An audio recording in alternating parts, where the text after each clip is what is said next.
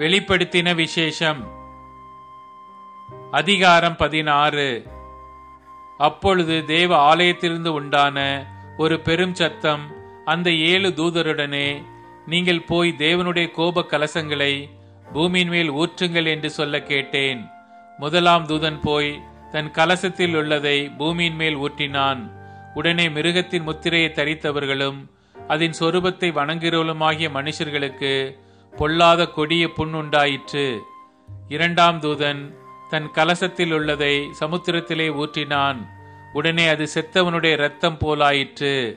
சமுத்திரத்தில் உள்ள பிராணிகள் யாவும் மாண்டு போயின. மூன்றாம் தூதன் தன் கலசத்தில் உள்ளதை ஆறுகளிலும் நீரூற்றுகளிலும் ஊற்றினான். உடனே அவைகள் இரத்தமாயின. அப்பொழுது தண்ணீர்களின் தூதன், இருக்கிறவரும் இருந்தவரும் பரிசுத்தருமாகிய தேவரீர், இப்படி நியாயம் தீர்க்க நீதி உள்ளவராயிருக்கிறீர். அவர்கள் பரிசுத்தவான்களுடைய இரத்தத்தையும் தீர்க்க தரிசிகளுடைய இரத்தத்தையும் சிந்தினபடியினால் இரக்கத்தையே அவர்களுக்கு குடிக்க கொடுத்தீர். அதற்கு பாத்திரராய் இருக்கிறார்கள் என்று சொல்ல கேட்டேன். பலி பீடத்திலிருந்து வேறொருவன், ஆம், சர்வ வல்லமையுள்ள தேவனாகிய கர்த்தாவே, உம்முடைய நியாய தீர்ப்புகள் சத்தியமும் நீதியுமானவைகள் என்று சொல்ல கேட்டேன். நான்காம் தூதன் தன் கலசத்தில் உள்ளதை சூரியன் மேல் ஊற்றினான். தீயினால் மனுஷரை தகிக்கும்படி அதற்கு அதிகாரம் கொடுக்கப்பட்டது. அப்பொழுது மனுஷர்கள் மிகுந்த உஷ்ணத்தினாலே தகிக்கப்பட்டு இந்த வாதைகளை செய்ய அதிகாரமுள்ள தேவனுடைய நாமத்தை தூஷித்தார்களே அல்லாமல் அவரை மகிமைப்படுத்த மனம் திரும்பவில்லை. ஐந்தாம் தூதன் தன் கலசத்தில் உள்ளதை மிருகத்தினுடைய சிங்காசனத்தின் மேல் ஊற்றினான். அப்பொழுது அதன் ராஜ்யம் இருளடைந்தது. அவர்கள் வருத்தத்தினாலே தங்கள் நாவுகளை கடித்து கொண்டு தங்கள் வருத்தங்களாலும் தங்கள் புண்களாலும் பரலோகத்தின் தேவனை தூஷித்தார்களே அல்லாமல் தங்கள் கிரியைகளை விட்டு மனம் திரும்பவில்லை. ஆறாம் தூதன் தன் கலசத்தில் உள்ளதை ஐப்பிராத்து என்னும் பெரிய நதியின் மேல் ஊற்றினான்.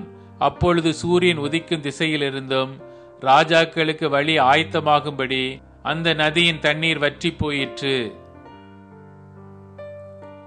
அப்பொழுது வலு சர்ப்பத்தின் வாயிலும் மிருகத்தின் வாயிலும் கள்ள தீர்க்கதரிசிகளின் வாயிலும் இருந்து தவளைகளுக்கு ஒப்பான 3 அசுத்த ஆவிகள் புறப்பட்டு வர கண்டேன். அவைகள் அற்புதங்களை செய்கிற பிசாசுகளின் ஆவிகள். அவைகள் பூலோகம் எங்குமுள்ள ராஜாக்களை சர்வ வல்லமையுள்ள தேவனுடைய மகா நாளில் நடக்கும் யுத்தத்திற்கு கூட்டி சேர்க்கும்படிக்கு புறப்பட்டு போகிறது. இதோ, திருடனை போல் வருகிறேன். தன் மானம் காணப்படத்தக்கதாக நிர்வாணமாய் நடவாதபடிக்கு விழித்து கொண்டு தன் வஸ்திரங்களை காத்து கொள்ளுகிறவன் பாக்கியவான். அப்பொழுது எபிரேய பாஷையிலே அர்மகதோன் எண்ணப்பட்ட இடத்திலே அவர்களை கூட்டிச் சேர்த்தான். ஏழாம் தூதன் தன் கலசத்தில் உள்ளதை ஆகாயத்தில் ஊற்றினான். அப்பொழுது பரலோகத்தின் ஆலயத்தில் உள்ள சிங்காசனத்திலிருந்து ஆயிற்று என்று சொல்லிய பெரும் சத்தம் பிறந்தது. சத்தங்களும் இடி முழக்கங்களும் மின்னல்களும் உண்டாயின. பூமி மிகவும் அதிர்ந்தது. பூமியின் மேல் மனுஷர்கள் உண்டான நாள் முதற்கொண்டு அப்படிப்பட்ட பெரிய அதிர்ச்சி உண்டானதில்லை. அப்பொழுது மகா நகரம் 3 பங்காக பிரிக்கப்பட்டது.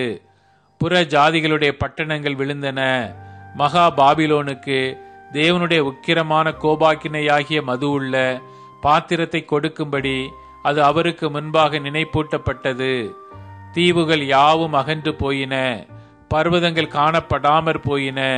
தாளந்து நிறையான பெரிய கல்மலையும் வானத்திலிருந்து மனுஷர் மேல் விழுந்தது.